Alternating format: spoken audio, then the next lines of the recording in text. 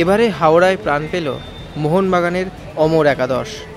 সামনেই 29শে জুলাই।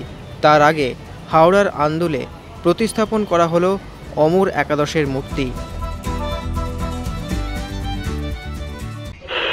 আকাশবাণী কলকাতা, শুরু হচ্ছে মহিলা মহল। উপস্থাপনা ও প্রযোজনায় বেলা দে।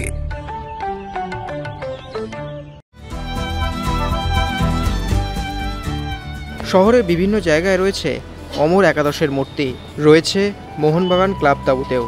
দীর্ঘদিন ধরেই আন্দুল মেরিনার সমর্থকদের একটা ইচ্ছে ছিল হাওড়ায় একটা অমর একাদশের মূর্তি তৈরি হোক। সেই মতোই দুইলা গ্রাম পঞ্চায়েত ও তুষারকান্তি ঘোষের উদ্যোগে মূর্তি স্থাপন করা হলো। উপস্থিত ছিলেন মন্ত্রী তথা মোহনবাগানের ভাইস প্রেসিডেন্ট অরূপ রায়, মোহনবাগানের এক্সিকিউটিভ কমিটি মেম্বার ও প্রচুর সমর্থকরা। চলুন দেখে নিই সেই বিশেষ কিছু মুহূর্ত।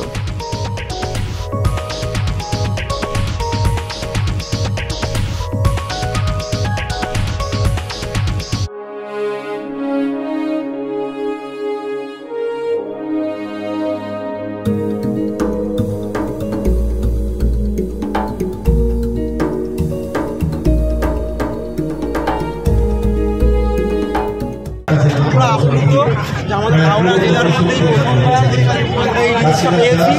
তো যেটা আমাদের দেখার জন্য মোহনবাগান ক্লাবে যেতে হতো, সেটা অত দূরে যাওয়ার দরকার নেই। আমরা সেটা বাড়ির সামনেই, বাড়ির কাছে, পাড়াতে যখন চাইবো তখন দেখতে পাবো। সেটা আমাদের কাছে বিরাট প্রাপ্ত। তারা যেভাবে কাজ করছে তারা এইভাবেই করতে থাকে।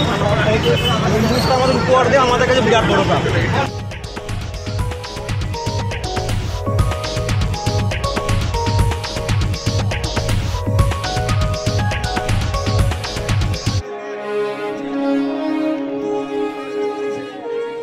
extra time.